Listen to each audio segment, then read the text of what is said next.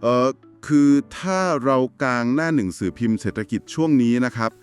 ภาพที่เราเห็นชินตากันที่สุดเลยก็คงจะเป็นเรื่องความเหนื่อยล้าของอุตสาหกรรมยานยนต์ใช่ค่ะ คือแทบจะเรียกได้ว่ามีแต่ข่าวลบเลยนะคะ ยอดจองรถใหม่ก็หดตัวลงชัดเจน แบบปัญหาหนี้ครัวเรือนก็มากดดันอีกทำให้แบงก์เนี่ยปฏิเสธการปล่อยสินเชื่อพุ่งสูงขึ้นมากค่ายรถต่างๆ ก็ต้องเบรกแผนการลงทุนกันจนตัวโก่งเลยครับเหมือนพายุลูกใหญ่กำลังพัดถล่มเลยเนาะทุกคนก็ต้องวิ่งหาที่หลบภัยกันวุ่นวายไปหมดถูกต้องครับแต่ว่าในขณะที่เอกสารรายงานผลประกอบการไตรมาสแรกของปี 69 ถูกส่องเข้ามาบนโต๊ะเราเนี่ยมันมีข้อมูลชุดหนึ่งครับของบริษัทอะไรคะของบริษัทสมบูรณ์ Advanced Technology ครับหรือหุ้น SAT นั่นเองคือมันทำเอาเราแบบต้องขยี้ตาดูอีกรอบเลยโอ้โหขนาดนั้นเลยเหรอคะมันมีอะไรเซอร์ไพรส์อยู่ข้างในใช่ไหมคะใช่ครับคือพาดหัวการเจาะลึกของเราวันนี้เลยนะเซอร์ไพรส์งบ SAT Q1/69 กำไรสวนกระแสยานยนต์ซบเซาซ่อนกลยุทธ์ปันผลทะลุ 10% ครับน่าสนใจมากค่ะเป็นความขัดแย้งที่แบบชวนให้คิดต่อจริงใช่ครับคือท่ามกลางอุตสาหกรรมที่กำลังซบเซาหนักๆกำไรของพวกเขากลับเติบโตสวนกระแสหน้าตาเฉยแถมยังมีกลยุทธ์ที่ทำให้เงินปันผลเนี่ยสูงทะลุ 10% ด้วยคือเวลาที่เราประเมินสถานการณ์แบบนี้นะคะเรามักจะติดอยู่กับการมองภาพใหญ่หรือที่ในแวดวงการลงทุนเราเรียกกันว่า first level thinking อะค่ะการคิดชั้นเดียวใช่ไหมครับใช่ค่ะคือพอมองเห็นว่าอุตสาหกรรมยานยนต์แย่ปุ๊บเราก็จะตัดสินไปเลยว่าบริษัทที่อยู่ใน supply chain นี้เนี่ยต้องแย่ตามไปด้วยทั้งหมดแน่ๆซึ่งจริงๆมันอาจจะไม่ได้เป็นแบบนั้นเสมอไปถูกต้องค่ะแต่ถ้าเราก้าวข้ามไปใช้ second level thinking หรือการคิดเชิงลึกในระดับที่2เนี่ยเราจะเริ่มตั้งคำถามใหม่แล้วว่าท่ามกลางพายุลูกนี้ใครกันแน่ที่มีโครงสร้างภายในแข็งแกร่งพอที่จะยืนหยัดอยู่ได้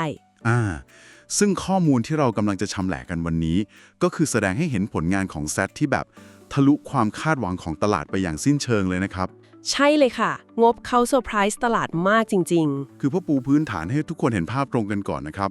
เราเจอตัวเลขที่น่าสนใจมากๆ4ประเด็นหลักจากการเจาะลึกข้อมูลชุดนี้ครับประเด็นแรกคืออะไรคะประเด็นแรกเลยนะครับกำไรสุทธิของ SAT ในไตรมาสแรกปิดไปที่212ล้านบาทครับโห200 กว่าล้านซึ่งแปลว่ามันเติบโตขึ้นถึง 12% เลยนะคะเมื่อเทียบกับช่วงเดียวกันของปีก่อนใช่ครับชนะทุกการคาดการณ์ของนักวิเคราะห์เลยแล้วประเด็นที่2เนี่ยคือความลับในอัตรากำไรครับอัตรากำไรขั้นต้นหรือ GPM ใช่ไหมคะใช่ครับ GPM ขยับขึ้นไปแต่ 19.8%ท่ามกลางสภาพแวดล้อมที่แบบยอดขายแทบจะไม่โตเลยนะครับน่าทึ่งมากค่ะแล้วประเด็นที่3ล่ะคะประเด็นที่3คือโครงสร้างเงินสดครับคือสภาพคล่องแล้วก็กำไรสะสมที่ยังไม่ได้จัดสรรเนี่ยกองอยู่ระดับหลายพันล้านบาทเลยเหมือนเป็นป้อมประกันเงินสดที่คอยพยุงความเสี่ยงเอาไว้ป้อมประกันเงินสดเลยนะคะแล้วประเด็นสุดท้ายล่ะคะประเด็นที่4ครับอันนี้น่าจะเป็นสวรรค์ของนักล่าเงินปันผลเลยเพราะหุ้นตัวนี้กำลังซื้อขายกันที่ค่า PE หรือราคาต่อกำไรเนี่ยต่ำติดดินเพียง 8.69 เท่าครับ8เท่ากว่าเองแถมปันผลยังสูงเกิน 10% อีกใช่ครับคือทั้งหมดนี้มันขัดแย้งกับภาพความน่ากลัวของอุตสาหกรรมอย่างสิ้นเชิงเลยผมเลยเปรียบเทียบสถานการณ์นี้ว่ามันเหมือนเราเจอหลุมหลบภัยระดับ VIP อะครับหลุมหลบภัย VIP ที่มีเสบียงตุนไว้ล้นคลังเลยใช่ไหมคะถูกต้องครับท่ามกลางพายุเศรษฐกิจที่คนอื่นกำลังวิ่งหนีกันหัวสุกหัวซุนแต่ผมก็มีคำถามชวนคิดนะว่านี่มันคือของดีลราคาถูกจริงๆหรือว่าแบบมันมีกับดักอะไรซ่อนอยู่หรือเปล่าสิ่งที่ซ่อนอยู่ในรายงานตัวเลขพวกนี้นะคะมันไม่ใช่ความบังเอิญเลยค่ะแต่มันเป็นผลลัพธ์ของการปรับโครงสร้างการผลิตแล้วก็วิศวกรรมการเงินล้วนๆซึ่งถ้าเราอ่านแค่พาดหัวข่าวเราก็จะไม่มีทางเห็นกลไกพวกนี้เลยใช่ไหมครับไม่มีทางเลยค่ะและนั่นก็คือเหตุผลที่เราต้องมาแกะรอยเรื่องนี้กันอย่างละเอียดครับผมมีคำถามหนึ่งที่คาใจมากเลยครับเกี่ยวกับการทำกำไรของ SAT คือยอดขายรวมของเขาในไตรมาสแรกเนี่ยมันอยู่ที่ 1,824 ล้านบาทซึ่งถ้าไปเทียบกับไตรมาสก่อนหน้ามันบวกมา 7.67% ก็จริงแต่ถ้าเทียบกับปีก่อนหน้าหรือ year on year เนี่ยมันติดลบไป 0.16% นะครับใช่ค่ะคือแทบจะเรียกได้ว่ารายได้บรรทัดบนแบนราบเป็นเส้นตรงเลยเนาะนั่นน่ะสิครับแล้วทำไมกำไรสุทธิบรรทัดสุดท้ายมันถึงกระโดดขึ้นมาตั้ง 12% ล่ะครับ แถมยังชนะตัวเลขที่ตลาดคาดไว้ตั้ง 15% อีก อืม คือในเมื่อเขาไม่ได้ขายของได้มากขึ้น แล้วเขาเสกกำไร 212 ล้านบาทนี่มาจากไหนครับ มันมีรายการพิเศษอะไรโผล่มาหรือเปล่า เนี่ยแหละค่ะ คือเสน่ห์ของการวิเคราะห์เชิงนิติวิทยาศาสตร์ทางการเงินเลยนะคะ คือมันไม่ใช่รายการพิเศษหรือว่าการขายสินทรัพย์ทิ้งแต่อย่างใดเลยค่ะ อ้าวแล้วมันคืออะไรล่ะครับ แต่มันคือภาพสะท้อนของการบริหารจัดการล้วนๆค่ะ คือถ้ายอดขายไม่โต แต่กำไรโต สิ่งแรกที่เราต้องเข้าไปดูด้วย second level thinking ก็คือโครงสร้างต้นทุนค่ะ อ๋อ โครงสร้างต้นทุน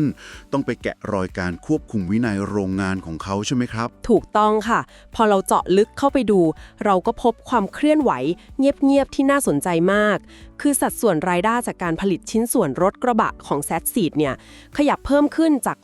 68% ในปีก่อน มาเป็น 73% ในไตรมาสนี้ค่ะ อ่าฮะ สัดส่วนรถกระบะเพิ่มขึ้น แล้วมันส่งผลยังไงครับ คือชิ้นส่วนกลุ่มเนี้ยเป็นกลุ่มที่บริษัทเขามี economies of scale หรือการประหยัดจากขนาดการผลิตที่สูงมากอยู่แล้วค่ะ แปลว่าสายพานการผลิตนี้มันเดินเครื่องได้อย่างคุ้มค่าที่สุดต้นทุนต่อชิ้นมันก็เลยต่ำลงใช่ไหมครับ ใช่เลยค่ะ และนี่แหละคือสาเหตุหลักที่ทำให้ตัวเลขความสามารถในการทำกำไรขั้นต้น หรือ GPM มันเบ่งบานขยับขึ้นมาแข็งแกร่งถึง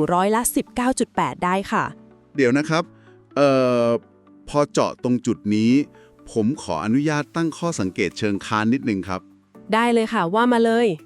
คือถึงแม้ยอดชิ้นส่วนรถกระบะจะฟื้นกลับมาเพิ่มขึ้น แต่ถ้าเราไปดูยอดขายกลุ่มชิ้นส่วนเครื่องจักรกลการเกษตร หรือกลุ่มที่ส่งให้คูโบต้าเนี่ยสัดส่วนรายได้มันร่วงลงจาก 24% เหลือแค่ 19% ไม่ใช่เหรอครับ ใช่ค่ะ ตัวเลขมันลดลงจริง แล้วอีกอย่างนะครับ การที่สัดส่วนรายได้ไปกระจุกพึ่งพาอยู่ที่รถกระบะถึง 73%ท่ามกลางภาวะที่คนซื้อรถกระบะกำลังแบบแบกหนี้ครัวเรือนหนักๆ แล้วโดนไฟแนนซ์ปฏิเสธสินเชื่อกันระนาวเนี่ย แบบนี้มันเป็นเรื่องที่น่าเสี่ยงไปไหมครับ เป็นการมองทะลุกรอบที่เฉียบขาดมากค่ะ คือยอดขายอาจจะดูดีในไตรมาสนี้ แต่มันมีความเปราะบางซ่อนอยู่หรือเปล่าครับ เนี่ยแหละค่ะ คือความกังวลที่ทำให้ตลาดอาจจะมองข้ามหุ้นกลุ่มนี้ไป แต่ถ้าเราใช้ second level thinking มองลึกลงไปนะคะ นี่คือความเก๋าเกมของฝ่ายบริหาร Z เลยค่ะ เก๋าเกมยังไงครับ เขาใช้วิธีไหนอุดรอยรั่วตรงนี้ คือเขาใช้กลยุทธ์ด้าน efficiency หรือประสิทธิภาพในโรงงานมาปิดรอยรั่วนี้ได้อย่างหมดจดเลยค่ะ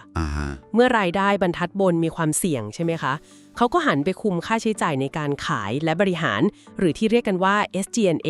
อย่างเฉียบขาดมากค่ะ อ๋อ คือไม่ได้ไปเร่งยอดขาย แต่กลับมารัดเข็มขัดแทน ใช่ค่ะ การลดค่าใช้จ่ายตรงนี้เนี่ยไม่ใช่การลดคุณภาพนะคะ แต่เป็นการจัดการกระบวนการผลิตให้ลีนที่สุด ซึ่งเขาทำได้เด็ดขาดมาก เข้าใจเลยครับ คือมันไม่ได้พยายามเหยียบคันเร่ง เพื่อเพิ่มยอดขายให้รถวิ่งเร็วขึ้นในจังหวะที่พายุเข้า แต่เขาเลือกที่จะจูนเครื่องยนต์ใหม่ ให้มันกินน้ำมันน้อยลงมากๆแทน เปรียบเทียบได้เห็นภาพมากเลยค่ะ และนอกจากเรื่องการลด SG&A อย่างเฉียบขาดแล้วนะคะ ยังมีอีกหนึ่งกลไกซ่อนอยู่ที่อธิบายว่าทำไมกำไรมันถึงโตได้ 12% ค่ะ มีอีกเหรอครับ มันคืออะไรครับเนี่ย มันคือเรื่องของสัดส่วนภาษีจ่ายค่ะ ในงบไตรมาสนี้เนี่ยอัตราภาษีที่แท้จริงของบริษัทลดต่ำลงเหลือเพียง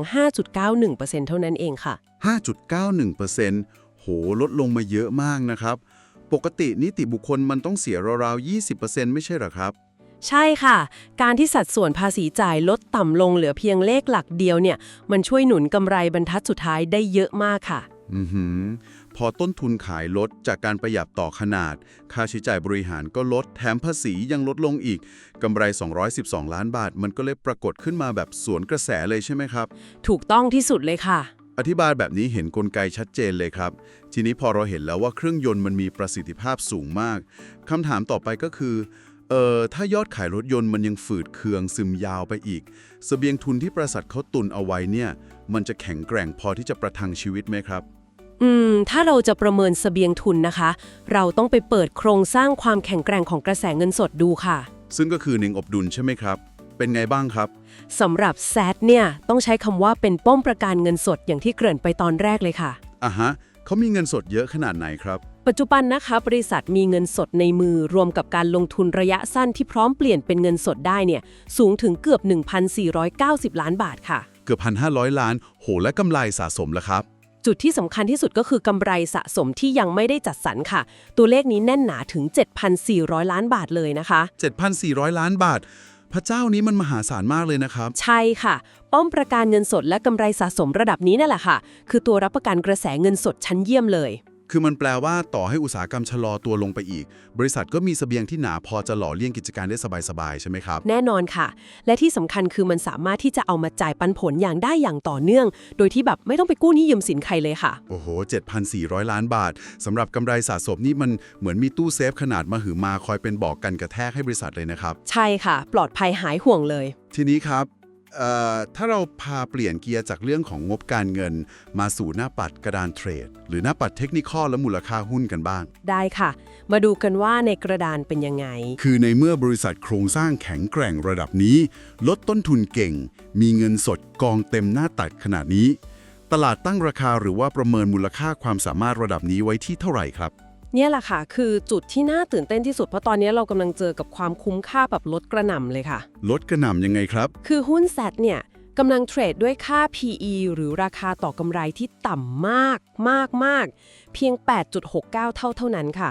8.69 เท่า ต่ำจริงครับ แล้วถ้าเทียบกับในกลุ่มยานยนต์ด้วยกันล่ะครับ ถ้าเทียบกับค่าเฉลี่ยของกลุ่มยานยนต์นะคะ เขาอยู่ที่ 10.77 เท่าค่ะ อ่าฮะ และถ้าไปเทียบกับตลาดเซ็ตโดยรวมที่เทรดกันอยู่ 16.7 เท่าเนี่ย เรียกว่าถูกกว่าไปเกือบครึ่งเลยนะคะ โห ถูกกว่าตลาดเกือบครึ่งเลย และถ้าเรามองลึกลงไปที่สินทรัพย์สุทธิของเขาล่ะครับ ตัวเลขนั้นก็ยิ่งสะท้อนความกลัวที่เกินจริงของตลาดค่ะ ถ้าดูค่า PBV หรือ Price to Book Value เนี่ย มันอยู่แค่ 0.76 เท่าเองค่ะ 0.76 เท่า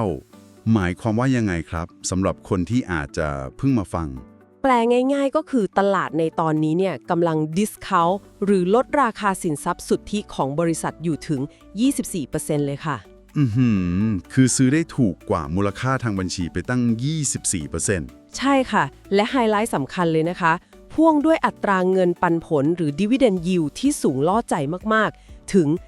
10.39% เลยค่ะ 10.39% สูงมากนะครับเนี่ย ใช่ค่ะ อย่างงวดล่าสุดที่บริษัทเพิ่งจ่ายปันผลออกมา1 บาท 20 สตางค์ต่อหุ้นเนี่ย มันดันให้ payout ratio หรืออัตราการจ่ายปันผลจากกำไร แต่ระดับ 93% เลยนะคะ 93% คือทำกำไรมาเท่าไหร่ จ่ายคืนผู้ถือหุ้นแทบจะหมดเลยว่างั้นเถอะ ถูกต้องค่ะ เนี่ยแหละคือ margin of safety หรือส่วนต่างความปลอดภัยที่หนาแน่นมากๆสำหรับหุ้นคุณค่าราคาลดกระหน่ำตัวนี้ค่ะ ฟังมาถึงตรงนี้นะครับ ภาพที่ผมเห็นคือ นี่มันเหมือนรถเบนซ์สภาพนางฟ้าที่ถูกเอามาเร่ขายในราคารถอีโคคาร์ชัดๆเลยอะครับ แถมยังมีเงินสดเป็นฟ่อนซ่อนอยู่ในกระโปรงหลังรถอีกต่างหาก เปรียบเทียบจะเห็นภาพเลยค่ะ แต่เดี๋ยวก่อนครับ ขอถามกลับอย่างแหลมคมนิดนึง ค่ะ ว่ามาเลย คือถ้างบดี ปันผลก็สูงเลี้ยวระดับ 10% ขนาดนี้ทำไมรายใหญ่หรือนักลงทุนสถาบันถึงอาจจะยังลังเลที่จะก้าวเข้ามาดันราคากลับไปที่จุดสูงสุดเดิมล่ะครับทำไมเขาปล่อยให้มันถูกแบบนี้ กลไกเบื้องหลังเรื่องนี้นะคะ มันคือการที่ตลาดกำลังมองภาพชั้นเดียว หรือ first level thinking อยู่ค่ะ อ๋อ คือมองแค่พาดหัวข่าวอุตสาหกรรม ใช่ค่ะ กองทุนหรือสถาบันใหญ่ๆเนี่ยเขามักจะกลัวภาพรวมเศรษฐกิจ หรือมาโครของอุตสาหกรรมยานยนต์ที่มันดูเหนื่อยล้าเขาก็เลยหลีกเลี่ยงการลงทุนในเซกเตอร์นี้ไปก่อน ก็คือละเลยความแข็งแกร่งเฉพาะตัวของแซนทัชไปเลยใช่ไหมครับ ถูกต้องค่ะ เขาไม่ได้มาเจาะลึกงบแบบที่เราทำนี่ไงคะมันก็เลยเกิดช่องว่างของราคาขึ้นมา เข้าใจแล้วครับ แล้วสำหรับคนที่มองเห็นช่องว่างตรงนี้แหละครับ เราควรจะมีพิกัดบังเกอร์เทคนิคอลยังไงบ้าง เพื่อป้องกันพอร์ตในจังหวะที่ตลาดยังมีความผันผวนอยู่แบบนี้ ในเชิงเทคนิคอลนะคะ เรามีการวางพิกัดที่เรียกว่า แนวรับสำคัญ ระดับประการหินเอาไว้ค่ะ ประการหินเลยนะครับ อยู่แถวไหนครับเนี่ย อยู่ที่บริเวณโซนสะสมฐานรากความปลอดภัย 15 บาทถึง 15 บาท 20 สตางค์ค่ะ 15 บาทถึง 15 บาท 20 สตางค์โอเคครับ แล้วโซนนี้มันมีความหมายยังไงครับ คือโซนนี้เนี่ยจะทำหน้าที่เป็นจุดจำกัดดาวไซด์หรือจำกัดความเสี่ยงขาลงค่ะ เพราะเมื่อราคามันลงมาแถวนี้ Dividend Yield มันจะยิ่งดึงดูดใจทะลุ 10% ขึ้นไปอีก มันก็จะมีแรงซื้อกลับเข้ามาพยุงไว้ค่ะ อ๋อ เป็นประการที่สร้างจากเงินปันผลนี่เอง แล้วในทางกลับกันล่ะครับ ถ้าตลาดเริ่มเปลี่ยนมุมมอง แนวต้านมันอยู่ตรงไหนครับ เราประเมินแนวต้านสำคัญด่านชนแรก เอาไว้ที่กรอบเส้นค่าเฉลี่ยระยะสั้น แถว 16 บาททวนค่ะ 16 บาทถือเป็นด่านจิตวิทยาแรกเลยใช่ไหมครับ ใช่ค่ะ และถ้ามีโมเมนตัมการไต่ราคาระยะกลางที่แข็งแกร่งพอ ก็จะมีเป้าหมายถัดไปในการทดสอบที่ 16 บาท 70 สตางค์ ซึ่งเป็นจุดสูงสุดในรอบ 52 สัปดาห์ค่ะ ชัดเจนมากครับ 16 บาทเป็นด่านแรก แล้วก็ 16 บาท 70 สตางค์เป็นเป้าหมายถัดไป ใช่แล้วค่ะ เอาละครับ ถอยกลับมามองภาพกว้างกันนิดหนึ่ง สรุปแล้วเนี่ยบทเรียนจากการใช้ second level thinking ในการวิเคราะห์เจาะลึกข้อมูลชุดนี้มันบอกเราว่า แม้ลมพายุข้างนอกอุตสาหกรรมมันจะพัดแรงแค่ไหนนะครับ อือฮึ แต่โครงสร้างภายในที่แข็งแรง วินัยในการคุมต้นทุนและป้อมประการเงินสดที่หนาแน่น นี่แหละครับคือสิ่งชี้วัดผู้ชนะที่แท้จริง เห็นด้วย100%เลยค่ะ